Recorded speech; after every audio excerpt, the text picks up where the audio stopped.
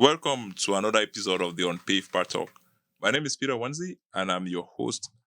Did you know that texting your ex could be a sign that you haven't completely healed from your past relationship? Yeah, that's scary, right? Oh no, I don't know. You're going to discover more and more and more such tips during this episode because I'm very excited to host this episode today with Vivian, Coach Vivian. She's a relationship coach, and we're going to be discovering what it means to heal from a relationship. What is even a relationship in the first place? Because at times we are in these situations and we feel like we're in a relationship when we are not in a relationship. Or what is love, for instance? How do you heal from a relationship? What are some tips? What are some triggers that say you are still carrying things from your old relationship into your new relationship and is ruining the atmosphere and ruining the ambience for both you and your partner. So it's a very exciting episode that we're going to be hosting today, that I'm going to be hosting today. And as usual, I thank all of my pavers, the guests on the Unpaved Part Talk who accept each time I send out an invite to them. I can't thank you enough to you, my viewers. Like, subscribe, give us a comment, give us some more insights on how you like us to improve the show. And without much ado, I will just welcome Vivian on the show. Thank you for accepting our invitation and welcome to the Unpaved Part Talk podcast. Thank you. I'm so happy to be here. I'm just all smiles and giggles over here. I'm very excited. I'm really very excited. The truth is, I found you on Instagram. That's prior to that, I've seen you in town. I've been in events that I've found you there. Yeah. But I had no idea there was this wall behind behind you that I realized on Instagram, and I was like, whoa. How did I miss this? Yeah. And I was like, I'm going to get you on the on the show because I think what you're putting out there is a lot of value. And I don't know who Vivian is per se, so Yeah. why don't you start from there? Yeah, sure. Well, I want to start off by saying thank you for having me on as well, right? It's been really good. I love being here and being able to speak about topics such as this. But who am I? That's a good question. So, my name is Vivian. So, I'm Cameroonian, born in Cameroon, but raised here in the US. I have a background in mental health. So, I see patients. I'm a doctor in psychiatry. Mm. So, I see patients who have your depression, your bipolar, your you name it, mental health stuff. I see them prescribe. And then I also do therapy with some of the patients. Mhm. So that's a little bit of like career life, family life. I'm married. So I'm married to my wonderful husband. We've been married now for about 5 years. Oh, cool. Yep. And just kind of living life, enjoying traveling, spending time with family and then doing relationship coaching as well. I love to dance. Oh, So yeah, sure, for dancing. sure. Dancing is kind of my outlet. Like it's my exercise. I don't feel like I'm exercising, but it's exercise because it's fun. But yeah, I love to dance. I'm part of a group that we actually like take part in and like do different events and cultural, social things and stuff like that. So yeah, a little bit about myself. Which so that's how you got into the relationship thing from not only an academic perspective, but or you had like a personal thing that triggered you into Yeah. this particular field. Yeah, personal experience, right? Oh. I think life is a good teacher, Mhm. right? And then I think life and then your personality and passion kind of merge Mhm, together. mhm. But I guess taking it back a little bit to what kind of led me here. So I was, and I mean, dating, right? Like we go through this journey where sometimes it's a hit, sometimes it's a miss. But I was in the space where I was who I thought I was dating this person for this year long stretch. He met my family, I met his family. So here I am thinking like we are in a committed, serious relationship because he has met my family and I've met his family. He would, hang out, do all the right things, but he never actually was like, can you be my girlfriend? Oh, Right. really? Looking back at it, that's what's sticking out. But at that time, like, I just thought because we met each other, family, and we're doing boyfriend, girlfriend things, therefore, then we're together. But then as time went along, friends would be like, hey, he's had this person over at his place, but he didn't invite you. Or I saw him with so and so person. And then I would question, be like, hey, I heard this happen. And then he would just be like, it wasn't anything serious. Like, don't worry about it. So then I would believe him. Later, come to find out about a year after, he was with his girlfriend that entire time. So when that happened, I'm like, I was such a fool for falling in that trap. Like, Mhm. how did I let that happen? Like, why didn't I see the signs? And that messed me up because I'm like, I'm educated. I feel like I'm, Mhm. beautiful, Mhm. whatever Mhm. the case is. Why Mhm. would someone not choose me, right, as a partner? So then I had this place where I was in low self esteem. I didn't think I was beautiful. I compared myself to the person who he was with. Mhm. I would go on social media, look at her picture and be like, okay, this is how she dressed. Oh, her nose looks like this. This is maybe why he didn't pick me. Like, I was doing all this comparison thing after that breakup. And that's kind of where my healing journey started. Like, I'm like, okay, Viv, like, you can't keep doing this, Mhm. So, personal experience and then education kind of led me to this route of like coaching and stuff. Is it the as a therapist, the experience anyway? I Yeah. believe I, the reason why I was very excited about this this episode is because I believe everyone has a relationship Yeah. story that they can tell, and you find a lot of coaches online, like Yeah. relationship coaches, and at times you're like, is it something you get into just out of a situation? Like you got into a situation and then Yeah. it messed you up, and then you're like, okay, now I'm just going to use the relationship thing coach as a Mhm. way of venting my energy out Mhm. instead Mhm. of like, I know we're going to talk about healing of the whole Yeah. thing, but using it's like yes, someone broke up and then has become a prophet on their WhatsApp Right, status or right, something like that. right. That kind Yeah, of yeah. situationship is that kind of what happened at that initial stage after the you discovered what happened with No. your So relationship with your actually, I want to take partner. it back a little bit more then. Mhm. So I think my personality since I've been a child, I was always like the mom in my friend Oh. groups. I was always the person giving advice. I was the person people will come to for Mhm. things. Mhm. So I had that personality from like a kid. Mhm. And then that situation happened. And it was like, what, 7, 8 years later that I became a relationship coach. Oh. And that took me like reflecting, like, okay, yes, I'm doing my career, but like, I feel like there's something more. Like, Mhm. what else am I supposed to be doing outside of this? And then I went through the search of like, okay, what is my purpose? We're always talking about purpose and like our passion, right? So then I stumbled upon this video by Oprah, which she said something along the lines of, your purpose will match your passion. Mhm. So I've always been passionate about being like showing up for people, being to help them like get out of a certain situation so they can see the other side Mhm. from a kid. And then paired that with my experience, it like was like a light bulb. Like, this is what I'm supposed to be helping people Mhm. with relationships so that they can have a fulfilling life. So yes, that experience happened, but I think it's always been in me. I just didn't know what niche I would fall in, I Okay. guess. Oh, okay, Yeah. okay. So this worked out perfectly for you. This was Yeah. like passion together with like the skill sets that you had acquired now from school, Right. and the blend just happened. I mean, you can Exactly. feel it like when you're talking. Like again, guys, if you want to check Vivian, just go. I think her Instagram handle is Vibe with Viv. If you check that stuff, you're going to see amazing, amazing content right there. It like I'm not kidding. Yeah. Very, very, very, very, very educative and very smart. And the coaching, how different is it from therapy? Yeah, that's a good question. So I actually really recently just got that question, but I'd like to tell people that I have both backgrounds actually, right? I have the therapy training and I also have the coaching experience. And how I like to distinguish them two is that therapy, the way we are trained and how it tends to work out is that they will expect you to gradually get to the resolution by yourself, right? The therapist will just kind of like listen, provide an atmosphere where you can share your story, your experience. Mhm. And in that, you kind of come to your own resolution. You come to your own light bulb experience Mhm. moment, Mhm. right? But with coaching, how it's a little bit different is like I am giving you an actual like playbook. Like, if you want to heal, like this is what you got to do. This is the step you need to take.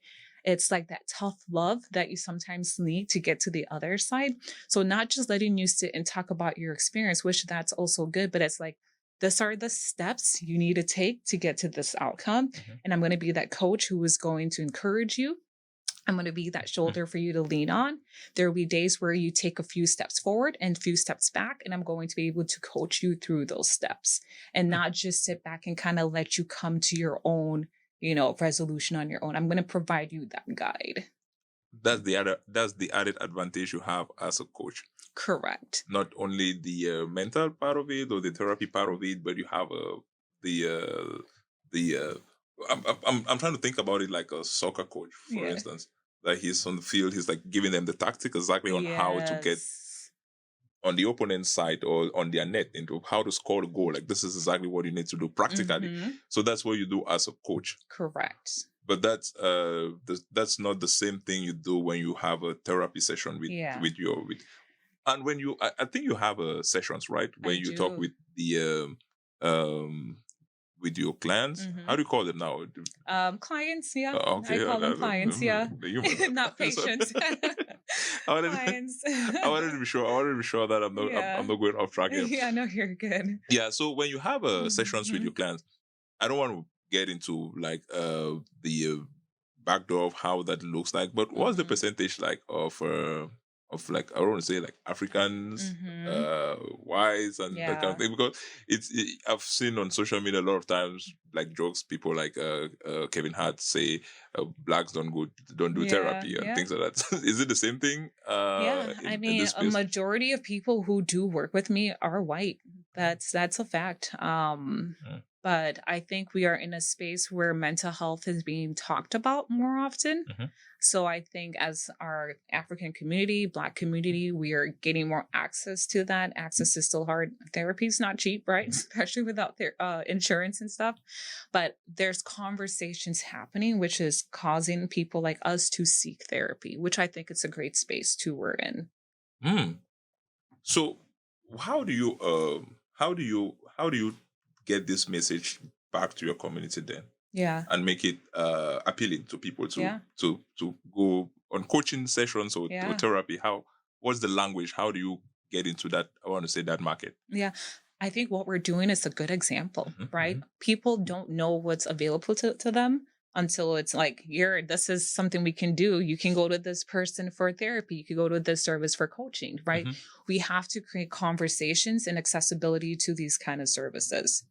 How do you begin the healing process? Yeah. I know that's the Yeah. that's like the crux of this episode. Yeah. When you have the situation with your ex-boyfriend, for instance, Mm-hmm. and if you were in this situation where you were like searching what the girl he's dating now, Yeah. how does she look, how does she dress, and things like that. Yeah. At what point did you feel this is it? I'm done with this thing. Like Mm-hmm. for real, for real, for real. I'm forgetting this guy completely. I'm moving Yeah. forward. Yeah. How did that happen? It didn't happen overnight. I'll say that for sure, right? When you're on a healing journey, that's why it's literally called a journey, Mhm, right? It doesn't happen overnight, but initially it hurts, right? It hurts to feel like, someone betrayed you, someone lied, right? Wasn't honest, mhm, someone who you thought you had a future together was just, yeah, plain out not being a real gentleman, right? It hurts, it's frustrating. You blame yourself, you wonder what you we did, did. right? Like all those emotions are coming up and you're angry. You're everything. It's like just there. And I think that's the hard part. It's like, how do we deal with those emotions? Because we aren't shown how to deal with our emotions. And that's why we will distract ourselves, right? Just so that stay busy so we Mhm, don't have to deal about those mhm, emotions. But for me, when I was going through that space, like I just had to sit in it. Like I allowed myself to feel sad. I allowed myself to feel angry. I allowed myself to feel that frustration. mhm. And it's just sitting in it. You don't really have to do anything. I always like to put the example of like when it's raining, right? Sometimes we shy, we don't go outside, right? We come in because we don't want the rain to fall on us, right? But what if we actually went out and stepped in the rain and we realized, like, wow, yes, this is cool or this is warm and I'm actually okay. Like, I feel okay in the rain, right? That's the same with our emotions. Like they're literally dropping all at the same time rather than pulling back from it. What if I actually stepped out and felt that emotion and just sit in it? Mhm. And then you realize actually it's not that scary.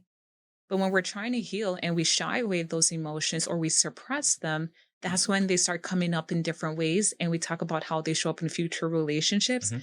because we haven't felt those emotions. So just sitting in it is like the first step. After that, you got to cut contact. You can't be trying to heal and be in the same space that hurt you. Like we have to cut contact. I deleted pictures. I deleted his numbers, all the old gifts, got rid of them. The mutual friends, that was the tough one. Like, how do you deal with mutual friends when you're going through a breakup or a divorce? That can be tricky, but if you have to cut contact with those people sometimes as well. Oh, really? Or you take a break from seeing them, or you have an honest conversation and say, hey, I don't want to hear anything about this person. It just really depends on the degree. But you have to create space where you can really focus on your healing and not be constantly reminded about that past. And there's more steps to this, right? But that's kind of the first initial couple of steps. But how do you even define a failed relationship in the first place? Yeah. Because there's like too much information. As I'm going through this podcast, I keep feeling like I'm going to not get like all the juice I want to get out Yeah. of you from this session. But it's because I know you have a lot of not only of the experience but the expertise, but at the same time, the way you're sending out the message makes it very, very, very easy to understand. Yeah. Can easily place yourself in a situation and see like really those practical steps you need to take to get out of some of those situations.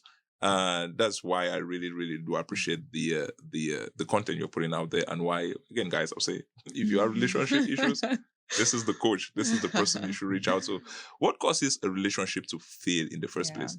So that's a really good thing. And I always like to say, like, we say failed relationship, right? Sometimes we think then it's like, oh, I did something wrong. I didn't, show up, but sometimes people just don't align. And that's been the case in the beginning, but we missed the red flags, right? So it wasn't bound to work from the get-go. We just will think it'll change. It'll get better. I can make them do this, right? But a lot of the times those red flags are already there, that if we were aware of some of those signs, we wouldn't even get into the relationship to begin with, right? So I use failed cautiously, not to say I'm blaming you or this person, but from the jump, it just never aligned and you just happen to miss that. That's something that you're raising that's very important. I know for sure no one is perfect, right? Yeah. And people are always going to have red flags, no matter what they do. Yeah. People are going to have limitations, they're going to have faults. There's no way we can stop that. That's an intrinsic part of being human, for instance.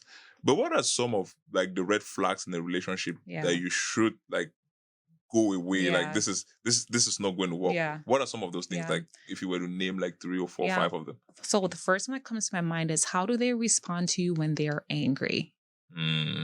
Because people will tend to show their true colors when they are angry. And if you can't resolve misunderstandings in a healthy way, and you're always having to walk away, this person is always yelling at you. Like, what does that say long term, right? So how do they respond to you when they're upset, something doesn't go their way? Because that can be a red flag. And then the other thing is commitment, right? So I always tell people you have to give time, you have to watch for pattern, and you have to give consistency, right? So a lot of the times we don't give enough time to really see who this person truly is. And then we just jump into, oh, this is my, whatever the case.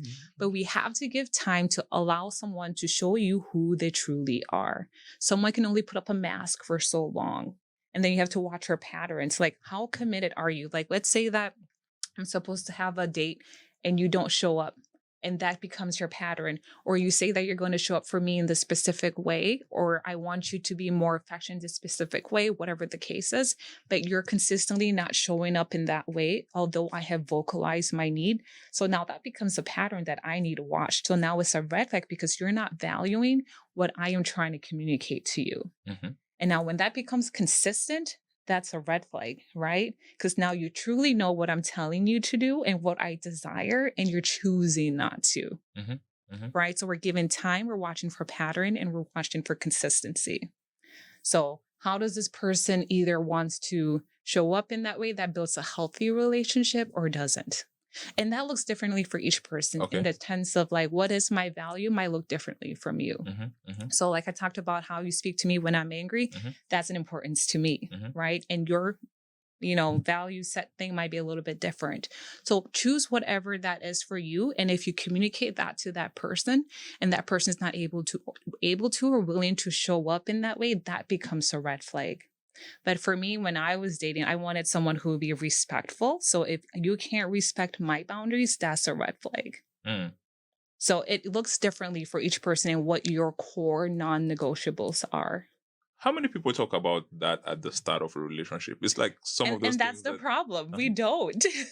but how do you do it? Like, how do I go on a date with someone? Yeah. Like we're dating, like the very first 2, 3, like everyone's trying to do Yeah. their best, right? I'm trying to be the most gentleman I can possibly be. How do I start on that first date telling Yeah. the girl, for instance, my house has to be clean 24/7. Yeah. Don't put on your shoes on my carpet. Yeah. And stuff like it's going to Yeah. ruin the atmosphere, right? Yeah. It's like, don't we just play it in and then we will see So how the that. first date, you don't necessarily have to have those, necessarily like deep stuff, right? You're just getting to know this person. Mhm. And that's why I tell people when you're meeting someone, it should be just fun, right? Okay. Like don't go in thinking this needs to be my person. Okay. Because when you go in thinking this is my person, you force your own values on that person without giving them a chance to show up for who they truly are. Mhm. So when you are meeting people, I'm just building friendship. This is fun. And you're just getting to know them. Mhm.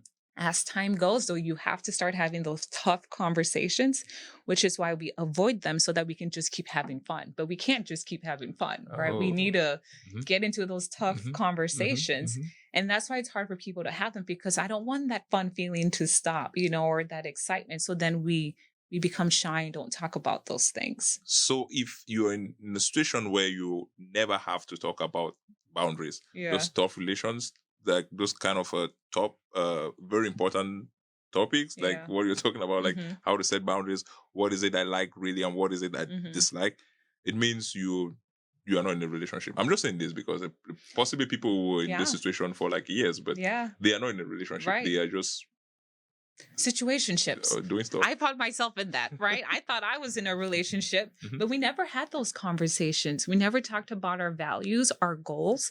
What do we see in our future? If you're not having those conversations, yeah, you're not in a relationship because it's not committed.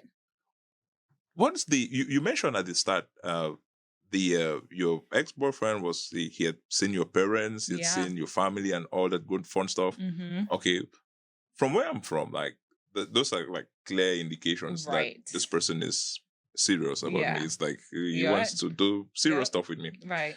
But from what I'm getting right now is no, that those are add-ons. They are not the fundamental things that need to Right. take place in a relationship. Right. If he sees your parents, yeah, good, fine. But that doesn't say anything, Yeah. right? If you're not having those conversations about your future Mhm. and what that looks like, then where are you guys going? Right. Like those are conversations that need to be had outside of you just met my parents. Mhm. It's nice, Mhm. but where are we going? you know? So and those are conversations that it's hard for people to have because they don't want that fun to stop. Okay. What about the situation where you have people who are dating from different backgrounds, right? Mhm. And because of that, they have different values. Yeah. You've mentioned red flags, for instance. Mhm. They have different values. Because of I'm not I'm a strong opponent. I don't want to put it that way, but Mhm. yeah, of let's say relativism, where nothing is fundamentally true or wrong. I don't believe society can function that way. So we probably have red flags that are like, this is a red flag universal. It doesn't Mhm. matter if Mhm. you are from this particular background or you're from this particular country, for Yeah. instance. But unfortunately, those play a very strong part in how we relate with each other as humans. Mhm. How do you deal with situations like that, where in a community certain things are not like as serious as other, like in another community? Mhm. I might be dating, let's say I'm dating someone from the US, for instance, Mhm. and it's normal for a lady to go to work, come back at midnight, whatever time she wants to Mhm. come in. Mhm. And I compare that with like dating in Africa, and I'm like, no, Mhm. my girlfriend can be Mhm. out to 11 p.m. Mhm. What the hell? Mhm. How do you deal with situations like that? Yeah. Do you Yeah. have clients who come with similar Yeah. kind of So situations? I work primarily with people who are on the healing aspect of things. So they're choosing like this is no longer a healthy space for me and I need to focus on my healing. Okay. So I focus more on just women who are going through that healing journey. Okay. But let's say if I were to have a client who were a couple who came in trying to figure out, okay, what is, our new normal, right? Mhm. Because when you are coming into a relationship, you have your own backstory and your own experiences. I have my own experiences, and you're trying to form these two worlds together. Mhm. And the joining of the two can be what either causes you to, stick together or it pulls you apart. Okay. Right. So we have to commit from that stand from like, I have my own past experiences and that's okay. But what is our new norm? And that's where conversations need to have. What is a priority to you? What is a priority to the other person? Mhm. And how do we blend those two worlds? And sometimes our preferences, we think it's our priority, but it's just a preference. Mm. What are the core non-negotiables? That's where I always like to talk about what are the core things that is a must and how do we merge those two worlds together? Okay. Sometimes compromise needs to happen between the two, and sometimes it takes time for understanding. So we need to give space for understanding to happen before some of that change, occurs. It doesn't happen overnight. Mhm. So we have to be patient with our partners. That's key. How long? Yes. How long? I've heard you say you can 2-3 months to Yeah. determine if someone is going to Yep. be 3 months. okay. Yeah. So after 3 months, if the person stays inconsistent, it means you should move on. Or what? People will show you who they are. Like we either choose to accept it or we choose to just put a blind eye to it Mhm. and just think it'll magically change. But people tend to show you who they are In 90 days in max. 90 days. In 90 days. You will know. You will know. I mean, if you guys are living together, maybe, but if you're like apart, probably not Long even. distance makes it challenging. Mhm. Yes, absolutely. But if you're in the same vicinity and you're spending time together, like you will either know if this person is being committed to you, are their words matching what their actions, or are they just stringing you along and just giving you a little bit here, a little bit there, Mhm. and then nothing for a time and then a little bit again, right? So there's inconsistency there and Okay. that says for itself. Okay. You've mentioned the how easy it is. No, not easy. You've said when you're healing from a past relationship, for instance, you have to cut off things like uh pictures of the Mhm. person and stuff and stuff and stuff. Mutual friends, maybe Mhm. it can get to that point. Mhm. When it's a long distance relationship, for Mhm. instance, isn't that supposed to be kind of easier for you to like move on? Funny stats, I learned that long distance relationships generally have a 2.9 year max period to Mhm. to fade out. Yeah. I know people are going to go crazy on this one, but what how easy is it, do you Yeah. think, for someone who's in a long distance relationship to Yeah. heal and move on than Yeah. for people who are living in a very Yeah. close proximity? That's really good you bring up, right? So healing is an emotional thing, right? So we can be think about like superstars. Let's say, a superstar who passes away. People don't even know that person quite well. And they have this emotional like connection, like, oh, my heart, hurts. I feel sad about this. I feel depressed about this. But they never actually knew the superstar. Mhm, You know what mhm, I mean? mhm, But you mhm, have mhm, this like emotional connection to them, mhm. right? So in the same light, it doesn't really matter how long of a relationship it was, short of a relationship, whether they were with you, long distance, the fact that you have that emotional connection to that person, the pain you feel is the same. Mhm. So distance doesn't make it any easier, right? It's that emotional connection you've had with that person through conversation, the time you spend together, the hobbies, etc. Hmm. That's a good one. Yeah. What about the you mentioned a lot of times on your videos that, again, educative videos, Mhm. that it's very important to practice self-care Mhm. uh because it looks like most of the times uh, we project like maybe our insecurities on the other person. We Yeah. project triggers from past relationships Yeah. to bad situations or bad things that happened to us in the past relationship Mhm. on the current one. Mhm. And you mentioned a couple of times that it's not your job to heal your partner. Mhm. Uh, how do you elaborate that a little bit more Mhm. for the audience? Mhm. How do Mhm. you how do you begin the Yeah. self-care journey? Yeah. So talking about self-care or talking about helping your partner through No, their no, trauma? self-care. Self-care. Yeah, Okay. self-care first. Yeah, self-care is an individual thing, right? But a lot of the times we think is, oh, let me go get my nails done, right? Let me go Mhm, get my mhm, hair done, mhm, which is it's nice. Or let me do that spa day, which is also really good. I'm not discrediting those things. But to me, when I think about self-care, it's really doing that inner work, right? mhm, Like, and I just made a video on this, but like even starting with how do I speak to myself? When something bad happens to me, how do I parent myself so I feel good about this or process this thing? How do I, compliment myself? Or am I always saying negative things about myself?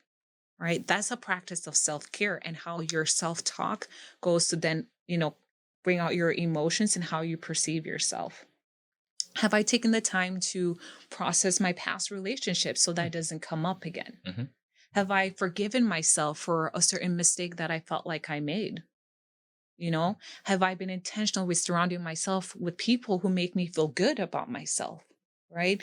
So self care is not just the doing of things, but it's being able to do that intro work, right? The inner work, so that you can be able to be like, yes, this happened, but I'm able to love and parent myself through this. And I still love myself. mhm. So that's sometimes the missing piece I see happening where we're focused on the external things of self care and not that inner aspect of self care because it's hard to do that work on our own, right? Again, to sit through those emotions, to forgive yourself. Who talks about self forgiveness? We're not talking about self forgiveness. But the other day I did something bad, but like, how do I work through that on my own? Mhm, mhm, mhm. That's an act of self love What to are be some forgiving to myself. sorry cutting Yeah, you, no, you're but good. what are some activities that you can do? Some things that you can do to begin the process of self-love, Yeah. or self-forgiveness, kind of. Yeah, yeah. Yeah, one of the things I spoke about yesterday was challenging those negative thoughts, you know. So let's say a thought comes up to you that I really made a bad mistake yesterday and because of that I'm just a bad person Mhm, or I'm not beautiful enough, I'm not smart enough. I'll never be able to find a partner. I'm not deserving of this type of relationship. Or I've tried this before and I keep failing and because of that I'll keep failing. mm. So the longer you keep telling yourself those things, how are you going to feel about yourself? You're going to feel bad about yourself. You That's feel like correct. you're not enough. Mhm. So the next time one of those thoughts come up, I want you to challenge that thought, push back. So how do you push back? You have to say an affirmation for yourself. And I'm not just saying just pick Wake any up. old random thing, right? But would you actually perceive to be true for yourself that you can attain and use that to push back? So in the place where I'm like, gosh, I made a mistake last week with my partner. I yelled at him and I gave him the silent treatment, whatever the case is. I can be able to process myself and be like, okay, he has told me that he doesn't like the silent treatment when I get mad. I know I got this from so and so because this is what I have seen growing up. It's okay to be angry, but maybe how can I say this next time, right? I am a loving person. Because I am loving, I can be more kind next time. Mhm. So I made that mistake, but that's okay. So I am being able to coach myself in essence and pour love back into myself. And even though I made that mistake of yelling at my partner the other day, Mhm. I'm forgiving myself for that mistake, but yet saying, I know I'm a kind person and I'm going to use because I am kind to push back on the fact that I'm always given the silent treatment because now it's a practice of self love, Mhm. telling myself I am kind, I am patient, and I'm not going because of that, I can push back on how I yell Mhm. or come across to my partner as Mhm. mean or Mhm. cruel. Mhm. So it's pushing back on those negative thoughts so that you don't feel like, gosh, I'm just this mean person or I'm not enough, not adequate. So you have to push back on those negative thoughts. That's where I always tell people to start in practicing self love. What about the situations where you've grown in a, like, let's say you're given the silent treatment, Yeah. and that's the thing you saw your parents do when Mm-hmm. they quarreled, like maybe Mm-hmm. your mom and dad, after quarreling, your mom will stop talking to your dad for like Yeah. 2 weeks or something like that, Right. and then you've just grown up to know that each time a man shouts at you, you will have to go for 2 weeks without talking to Mm-hmm. the person. Okay, that's something you've grown up with and you've Mm-hmm. brought it into your relationship. Mm-hmm. How do those things like affect the relationship and the healing process, because I believe that's Yeah. where you are like core, because it's something you've grown up with for years. Like you've Yeah. seen your parents behave in that Yeah. in particular way for like 20 years. You've Yeah. taken that, and now I'm in a situation where I need to heal from that. But I've Yeah. lived that situation for 20 years. Mm-hmm. How do I heal from it in Yeah. 2 weeks or 3 weeks, or Yeah. for how long a session Right. is going to take? How do you Yeah. begin that kind of process? Yeah, so that's really good. So, like we talked about earlier, like our past experiences Mhm. will show up in our relationship. And especially in marriage, if you haven't worked through some of those things, marriage will cause you to re experience situations from the past that will bring things up if you haven't worked through it. Sometimes, even if when you've worked through it, it'll still kind of come up. So, yes, I was the silent treatment person. Like, I will own that. Like, I used to be that person because that was something that I had experienced, right? Mhm. Someone gets mad, you kind of go your own way. So I grew up kind of like, okay, if I'm mad, I'm not going to talk to you, and that's it, right? And sometimes we do those behaviors. We don't think it's wrong. We don't know it's wrong because we haven't experienced something different, right? Not to make an excuse for it either, right? But sometimes it takes someone externally to be like, hey, this behavior, how you're responding is not okay. And when someone like a partner tells you that, it feels like a jab, like, Mhm. ooh, Mhm. like I've been doing this for someone. So who are you? You know what I mean? Who are you to be telling me this, right? But sometimes it takes someone external who is on an outside perspective to tell you this behavior, how you respond is not a healthy way. But initially, you don't accept that, right? You're in this space of denial. Mhm.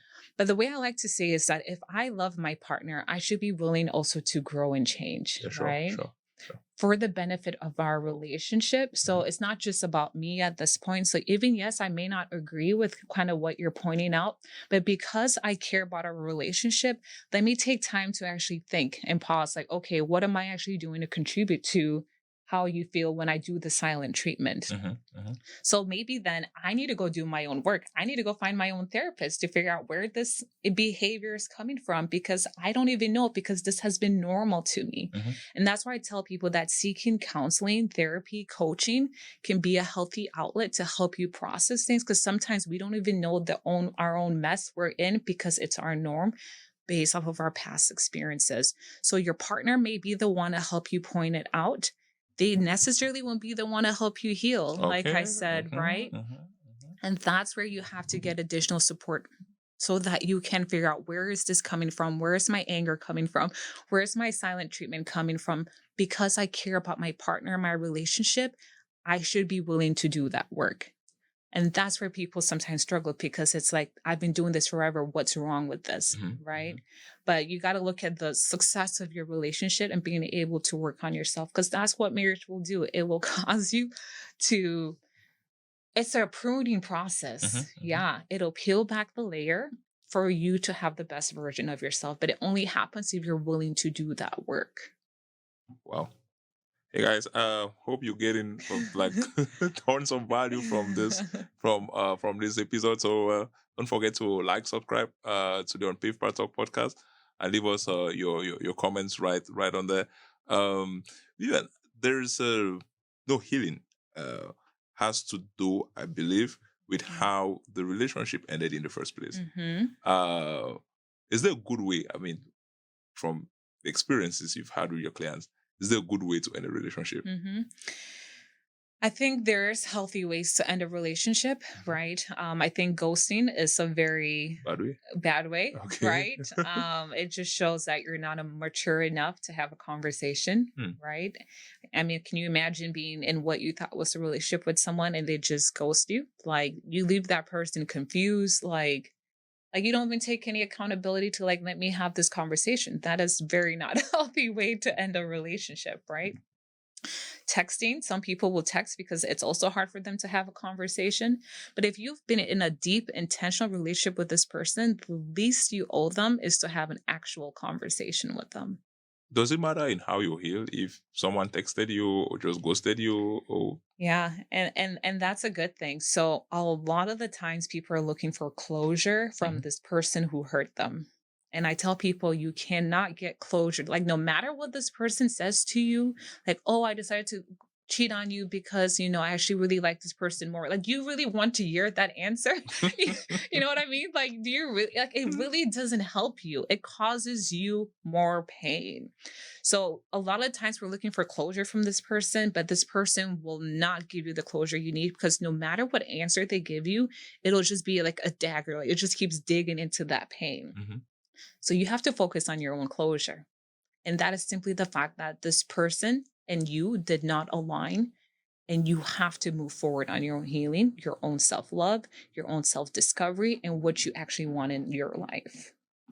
Yeah, I think that's some helpful tip there for ghosters. I don't know if that's I don't know. I mean, you're going to do a good favor to the person you're ghosting because I believe it's good. They're going to heal a Yeah. little bit faster. Like so, we should be kind in how we are ending these relationships. Yeah. Uh, when relationships end and you're in this situation where you have to tap more and more into your personal uh, life. Like, what is it I'm doing that's not going right? What exactly am I? You probably get to a point where you don't even want to talk with anyone else. You just want to get into your inner self and try to Mhm. really do this self discovery. Mhm. And I kind of figure that situation or that period as some kind of like a spiritual thing because Mhm. you're not talking with anybody else. You're talking just with yourself. You know, Mhm. humans are composite beings made up of, I don't know, Africans Mhm. have many variations of how a Mhm. human being is, and I don't want to get into all that, but there is an inner self. You like, some people call it like the voice of God or whatever. Mhm. Like some call it their conscience, or they call Mhm. it whatever thing they want to call. And you can like tap in it to help Mhm. you get back to where you want to be in the future. You've mentioned quite a couple of times in some of your videos that it's okay to pray, Mhm. and it's okay to talk to God or talk to, I Mhm. mean, wherever that higher being is Mhm. in that healing process. Mhm. Is that an indispensable part of the healing journey? Mhm. Yeah, no, that's a good question. So, in the way I practice and with my clients, what works for me in terms of spirituality is it's a me thing, right? Mm-hmm. But I will never force what I believe on anybody else, Sure. right? But spirituality is part of healing, Mm-hmm. and that may look completely different for someone else. Mm-hmm. So I really gauge it on what that person's experience is, what their background is, before I put that, like, hey, try out Jesus, right? Mm-hmm. Right? Like, he can be a support. It really depends on the individual, but I will not force my own practices of religion, right? Sure, sure, Religious sure, sure, belief sure. on them. On a personal basis, though, yes, in my case, prayer was a big part of my healing journey, because I had to come to a spot where it's like, God, I don't know why this is happening, right? I thought this person was going to show up in this way, but I'm going to trust you, Mm-hmm. right? Because I don't understand it. I feel like confused, but I'm not going to rely on my own understanding, because I know you have a bigger purpose and a bigger future for me than what is happening right now. So that allows me to let go of that need of control. When we want control, that's when we become anxious, we become irritable, we become worried, we can't sleep, we can't eat, right? When we're in this healing journey. But when you're able to cast some of that worry to a higher being and be like, Lord, you take this, your anxiety goes down. You're less worried because you believe someone else has your back and Mm-hmm. is taking total control. So prayer was a big part of my healing journey to allow me to cast my worries and fears to God. Mm-hmm. And when you got back to the dating scene, Mhm. um, how at what point, no, when people get up from very messed up relationships, Yeah. and because of that they're like, okay, I'm going to get into relationships just treating anybody like whatever, however I feel. I'm not going to pay very close attention to their feelings. I'm going to do whatever thing I feel is right for me, Mhm. and I don't care whatever the outcome Mhm. is. Mhm. How do you change that mentality and be like, okay, this one didn't work out, Mhm. but I genuinely want to find someone I want to, let's Mhm. say, spend the rest of my life with, or Mhm. genuinely be in a Mhm. relationship with. Mhm. Uh, how do you begin that process of Mm-hmm. Yeah. slowly getting yourself back? Because being in a relationship, I believe, entails a lot of vulnerability. You have to Mm-hmm. be vulnerable to the other person. It's like taking your weaknesses and giving to the other person, and they can do whatever thing they want to do with it. Mm-hmm. So you have to be certain that you're taking all those weaknesses of yours and giving to someone you can trust. Mm-hmm. And after that's probably what you did in the last relationship and it failed you. So Mm-hmm. why would you want to do that again Mm-hmm. and again and again and again? Mm-hmm. Why do we keep going into relationships after we've had failed Mm-hmm. relationships in the back? Yeah. My question would be, have you done the work to heal, right? Because if you've done the work to heal some, Mhm, you will start making different choices, right? mhm, Better partner choices for yourself. In the sense that you have healed and you're looking for perfection, like this person needs to have A, Y, and Z, da da da da. And if they don't have that, then I can't be with them. mhm, So that sometimes that happens too when you've healed. You feel like I deserve the moon, the stars, and mhm, everything, mhm, which to some degree you do. But what I tell people is like everyone will come in with their own, past experiences, right? But do they have the qualities right now that indicates that they are willing to grow, they're willing to learn, and are they implementing those things right now? So yes, this person might not be where you want them to in this place in time, but are they showing up in their character, how they treat the people around them, how they show up at work in a way that indicates you they will continue to implement these same qualities, right, and skills moving forward, which will achieve that, kind of lifestyle you want, mhm, right? Because some people will miss partners because they're not making whatever is the six figures or whatever kind of thing, mhm, right? mhm. But it's like we're all that work in progress. But do they have the skill sets right now that indicates they can get there? I mean, I would like you to say that again because Mm. I would like you to say that again and again and again because it's something I've realized a lot of times. Um, Not a stereotype. Mhm. I can be 100% wrong with this, but I believe there's some element of truth in there. If you're not a six-figure earner, Mhm. the kind of, I don't want to say ladies, Mhm.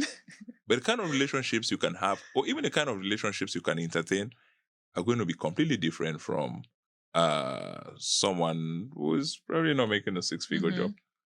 And again, this can be totally made up. But women tend to uh, uh, a higher percentage tend Mhm. to be more prone. Like we can actually make this work Mhm. if for some reason there's like some economic financial thing that can help us make it work. Mhm. But if on top of all the headache you're bringing in the relationship, you can't even afford to buy me a Dior handbag, like Mhm. what the Mhm. hell? Yeah. So what you're saying now is, which I think is very important, is it doesn't really matter how much your partner is making Mhm. if they are on the steps to improving their lives, improving their Mhm. income, improving Mhm. whatever thing they want to work on. Mhm. That's what you should be looking at, Yeah. not Yeah. at where they are right now, because Right. no situation is permanent, Right. Yeah. and that's the key, right? Right. Yeah. That's. Uh, I mean, like, I want you to say it again so I can like Yeah. so it No. can like sound more from a professional. I think Yeah, no, I'm messing no, it I up. totally agree. So I think something that we as women we kind of get blinded. It's like we need this person to be already financially set in Mhm. every way. But I can say right now, I would not be married if that's what I was going out for 5 years ago, right? Mm. In the sense that you have to look for the skills this person has in terms of business, their mindset, right? Their character, how are they willing to build? Are they building things right now that indicates that they will continue to build moving forward? They may not be at six figure or whatever thing right now, but how do they treat you? And that's something we don't talk about. How do you want to feel with this person when you're with them in a relationship versus just the material things, right?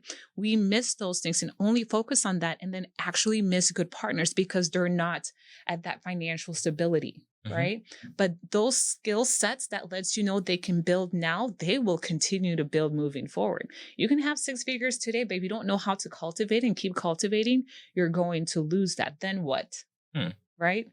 But you have to have character, the skill sets, right?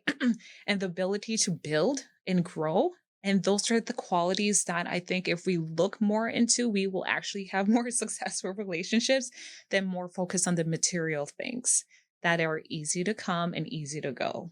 Hmm. What's your perception of love? I know that's maybe I don't know. I have no idea if this is within the confines of like your expertise or whatever. Mhm. But how do you perceive it? Like, Yeah. Yeah, so love is not an emotion to me. mhm, Society makes us feel like, and I think I learned this a lot more in marriage, right? So when you're pre-married, you're like, "Oh, I love this person. They make me feel da da da da da." No, that is not love. okay, Love is sacrificial. mhm, And I think people don't realize what it means to be able to practice sacrificial love. I'm not saying tolerate abuse, tolerate things, right? But when it comes to loving someone, there's certain things where I'm like, gosh, this doesn't make sense to me, mhm, right? Like, why are you making this decision, for example? But like, I love you and I'm willing to let go of what I think is right in this situation and honor your perspective. mhm, Like, it's not that emotional, just gooey, right? It's sacrificial love where it's like, I'm letting go of my ego to a certain degree because we love each other and we're doing that mutually for mhm, each other. mhm, And again, it's not saying tolerate abuse or anything like that, but it's a sacrificial kind of love because I have to die to my flesh. I can't come in and be treating you silent treatment and mhm, think that's okay. I have to die to some of those, things I used to do in the past. mhm, And that's where, for me, being a believer, Christ is that example, right? As a partner, I love you. As a, husband, love your wives, respect. Anyways, so those things of love and respect drive the relationship in love. So what am I willing to die from that does not serve our relationship? Is it my tongue, like my anger, right? Is it my yelling, mhm, right? So that is sacrificial of pruning of those things that are not helpful to your relationship and doing otherwise so you can have a successful relationship. thank you, Viv. I'm gonna switch a little bit, yeah, and go to a little bit talk of your business. Mhm. Your coach. You I don't know if you freelance or you kind of work for like a specific agency kind of thing. Mhm. Uh, but your Instagram has your handle is like vibe with Viv, Mhm. and looks like the vibe has like a lot of meaning to what it is. Yeah. I wanted to ask a little bit more why you picked that up.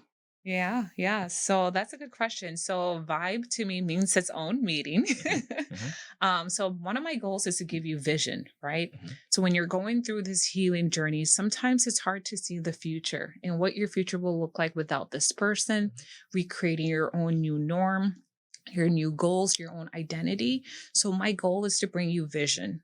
Right. And as we are creating your vision, is to inspire you like you can do this. At the end of the day, you are the hero in your own story. And I am here to help provide that guide, that support, that stepwise approach so you can achieve that vision, right? Hmm. So, inspiration, helping to inspire you. And then I want to bring you belief, right? You can do this. Like it is within your means, like you have it within you. So that's where the B comes. I'm bringing belief.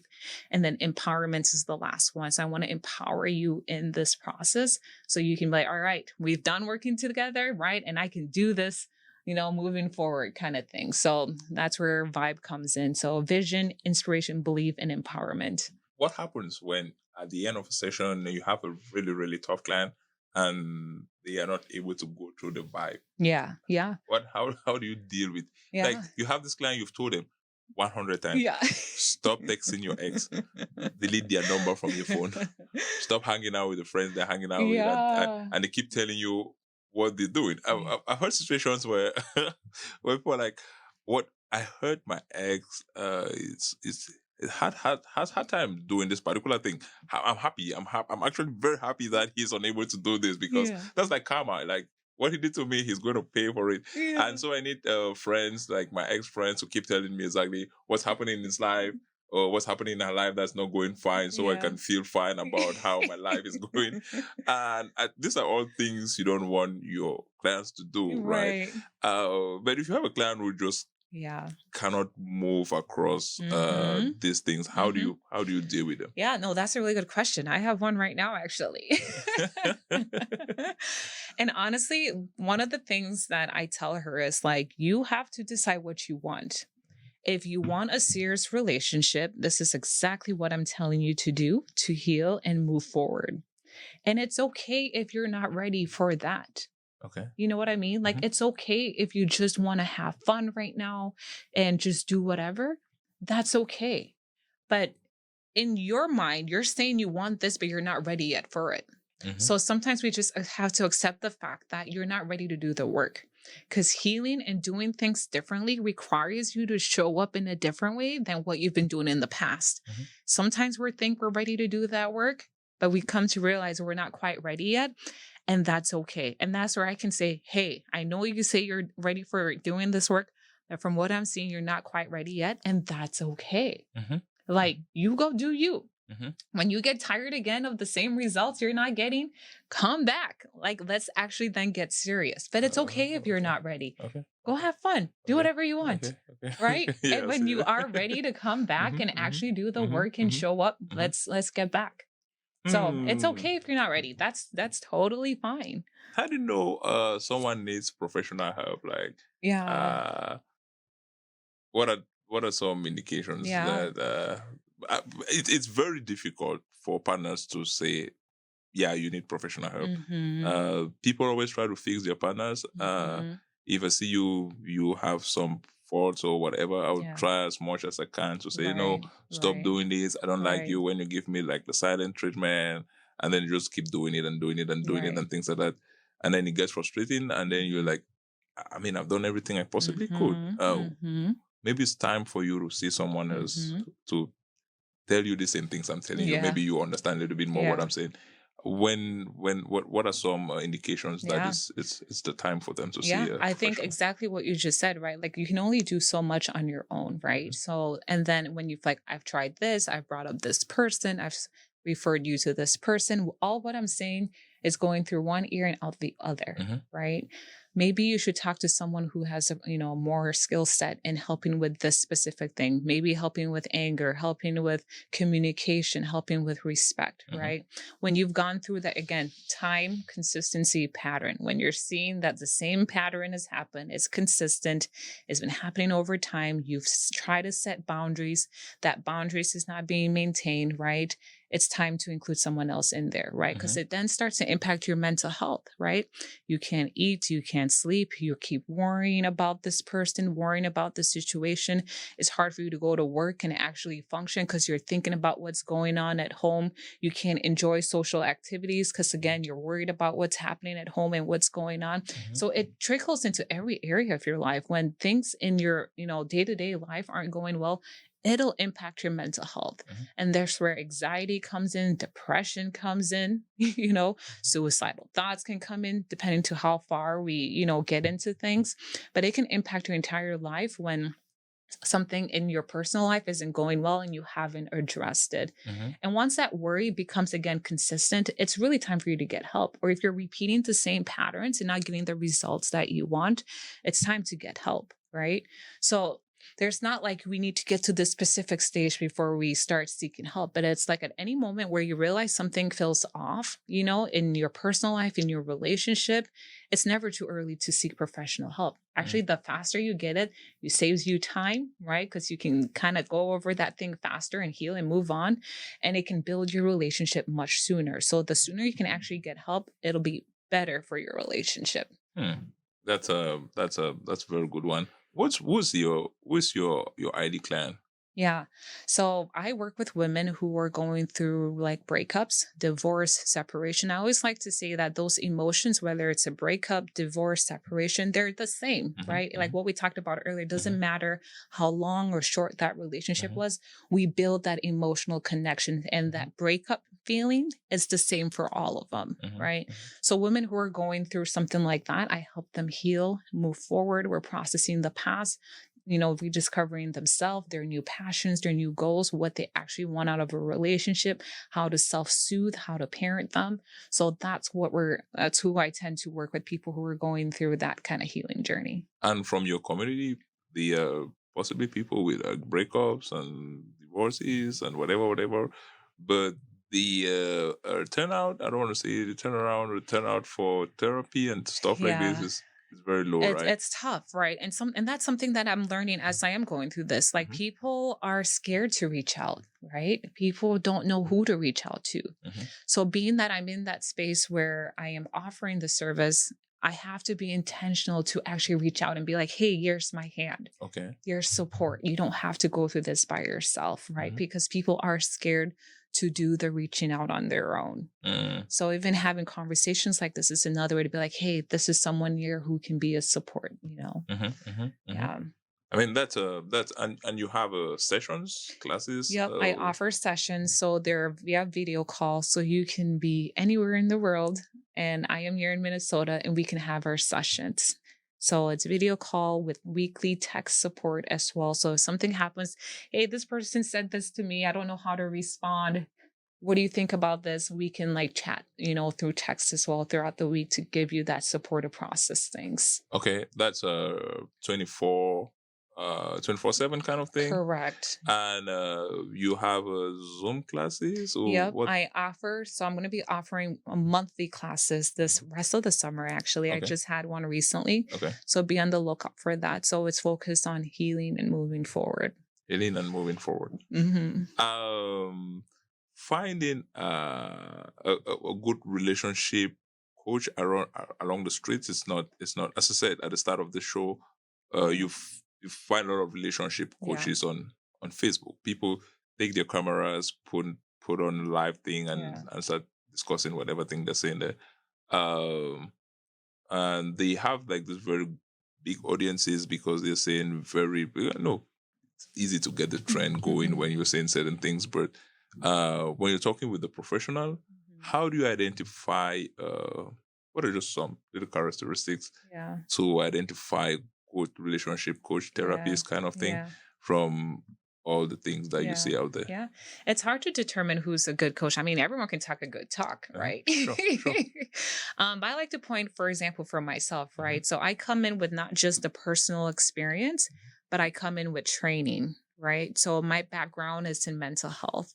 And then I have the personal experience as well. I have people who have gone through my program and they say this is their feedback, this is their experience, right? So you're looking for experience, you're looking for their education, you're looking to see who has been through like their program, their sessions that can give you feedback to be like, yes, this is actually legit and a good coach. So those are some of the things I look for when I'm trying to be like, okay, who's the coach that I want to work with, you Hmm. know? Hmm. And then how do you feel with that person? Because you want to feel safe when you do talk with that person. So see if you can even get like a free 10 or 15-minute consultation just to kind of feel their The vibe. vibe, right? Like, do you resonate with them? Do you feel safe? Can you be open? Because if you can't, then you can't get the help you need. Yeah, that's sure. Again, yours. I have a ton of testimonials here, right? On people who've worked with you. You've shared some of these again on your handle, and they are they are like very touching. I found some of them. People saying you don't even know them. Like they don't. They just found your stuff Hmm. online, and because of that, you've been able to touch them. I have one here who says, "Good morning. This is a healed me texting. Thank you for your advice, even when you didn't even know me. Lord, thank you so much for everything you Yeah. said." Yeah. So, these are all people who've interacted with you, who've reached out. Yeah. I mean, these are some people Yeah. who just your content you're Yeah. sending out there. Again, guys, I said, check out Vibe with Viv on her Instagram. You definitely not regret it. If you are someone like me who is not used to therapy, who believes they can figure out stuff on their own, and you having a transformational session right here, right now. Um, don't feel, don't go through those emotions by yourself. Have someone help you. I don't want to say heal, but help you just move forward. Get your life straight in those specific aspects because it's very key. I believe when you're in a good relationship, it kind of helps you across, right? It's Mhm. like when they say behind behind the successful man is like, Mhm. I believe what they're saying is like they are feeling good at home. Mhm. Arnold Kube, which I've had on the podcast, he once mentioned that the reason why he's a very successful entrepreneur today Mhm. is because he has a woman who is going to back him up even without understanding what the thing he's doing is. Mhm. Like that's how We supportive. talk about love, right? Yeah, Hey, that's I don't understand what's going on, but I trust you enough, yeah, exactly, right? exactly, exactly. Yeah. That's yeah, that's like kind of the situation. So yeah, any last words you want to give out there before Yeah. we close the session? Yeah. No, I want to say thank you for having me on. This was super fun. Oh, by the way, I usually ask this at the start of the podcast, but now I'm going to ask you at the end. Yeah. I don't know if you've been on the podcast before. This is the first one you're on. I've been on a podcast before, Mhm, yes. mhm. Yeah. That's good. I mean, Mhm. most of the times I get guests here, they're like, no, this is my first Yeah. podcast. So good. Yeah. Any last words you want us to Yeah. take along? If you were on a healing journey right now, I want you to know that you're not going to get closure from the person who hurt you. Mhm. You have to focus on your own healing right now. Be patient with yourself, be kind to yourself, and do not hesitate to get support because there is support out there. So you can get on the other side. You can get on the other side. The other way to end this podcast. Thank you for watching. Like, comment, give us your views. Let us know what are some things you want us to update. What are some avenues you want us to exploit, and we are all open to that. Thank you for watching. Remember, the goal of the Unpaved Path Talk podcast is to not only diversify our skill sets, but let you know you can be the same person out there with the skill sets that Vivian has. She's has the educational background as a psychologist, and she has the experience as as a relationship coach, and she's able to merge both, like her passion and what she's really, really, really good at, and actually have this really good blend. So you don't have to force yourself in a specific hole or in a specific situation if you don't feel it. Yeah, you can diversify your skill sets, and if you do have the same passion, this is something you can actually exploit yourself. You can pave your own path. See you on the next session. And again, Dave, thank you for coming. Thank And you for having me. Gabe, thank you for supporting us throughout this session. Thank you. Yeah, that's it. It's